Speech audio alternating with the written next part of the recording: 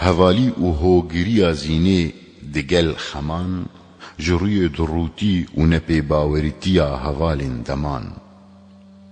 زین ما بتنی دگل خمان جود، خملی جویان جبو خمان گود. ای هوالین هلما کسین بیچاره و ربن و بیپار، هندگیجن هوارا کسین گو پر دکشینن آزار. هونن هف دردن دلن دردلی کتیان، هونن هف پردین رازن بلنگاز و خیر ندیان. هونن هف رازن دلن دل برینان، هونن هف نویسن دلو خاطرن خمگینان. جبو کسی بخوارن هونن هف قدحن سر سفری، جبو کسین خودی درد و کدر هونن هوالن و خوارن آمیه. اویندار بود گهیجن خوشکیه و رندیه، ریویجی بود گهیجن گهان کن سر بلندیه.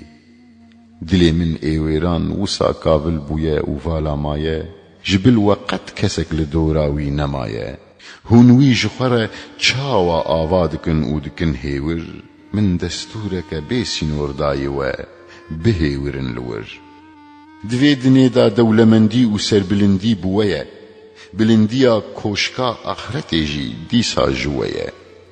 از خما دخوازم لورا خم وفادارن، نابجن افتالین یان جفا و آزارن. او دوست جانی مانین دروژن رشتا، کیف خوشی و شایین که دبن دوست دروژن خشتا. هر دو دنیا چیا پیش دمی و چیا نهایین، چوا بدست دکهون که خمخواری تو نبه و مروف نبه خمگین. بکرتی بوا خوش دبال من دل، بی خزانیا خمان چه بدست دکهوه جدل.